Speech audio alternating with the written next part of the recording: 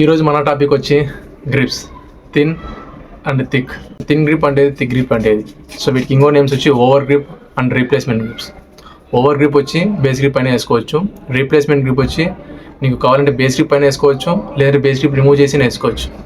So replacement grip అనేది base grip పైన ఎక్కువ అప్లై చేస్తే థిక్నెస్ అనేది పెరుగుతుంది. And main thing head heavy racket కాస్త బ్యాలెన్స్ అయిపోతుంది, లేదంటే హెడ్ లైట్ ర్యాకెట్ కూడా అయిపోతుంది. అండ్ వెయిట్ కూడా చేంజ్ అయిపోతుంది, వెయిట్ కూడా ఎక్స్ట్రా యాడ్ అయిపోతుంది. ఓవర్ గ్రిప్స్ వచ్చి చాలా థిన్ ఉండడం వల్ల వెయిట్ అంతగా ఏం యాడ్ అవ్వదు. బట్ రీప్లేస్మెంట్ గ్రిప్స్ మాత్రం జాగ్రత్త, ఎక్కువగా మీరు ఇన్ కేస్ బేస్ గ్రిప్ అయినా వేస్తున్నా అంటే జాగ్రత్త, వెయిట్ ఎక్కువ అయిపోతుంది. సో హెడ్ హెవీ ర్యాకెట్ కాస్త బ్యాలెన్స్ అయిపోయి మీకు స్మాషింగ్ అండ్ పవర్ అనేది జనరేట్ చేయదు.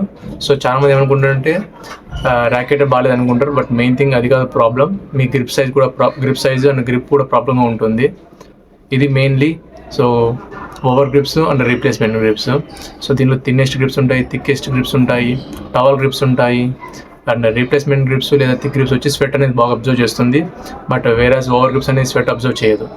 అండ్ మెయిన్ థింగ్ వచ్చి గ్రిప్ అనేది స్వెట్ అబ్జర్వ్ చేసినా చేయకపోయినా మీరు గేమ్ అయిపోయిన తర్వాత ఇంటికి వెళ్ళినా లేదా రూమ్కి వెళ్ళిన తర్వాత ర్యాకెట్ అనేది తీసి బయట పెట్టాలి ఎయిర్కి. సో దానివల్ల హ్యాండిల్ అనేది డ్యూరబిలిటీ బాగుంటుంది అండ్ ఈజీగా బ్రేక్ అవ్వదు. చాలామందికి ఇది తెలియదు, దీనివల్లనే హ్యాండిల్స్ అనేది బ్రేక్ అవుతుంది.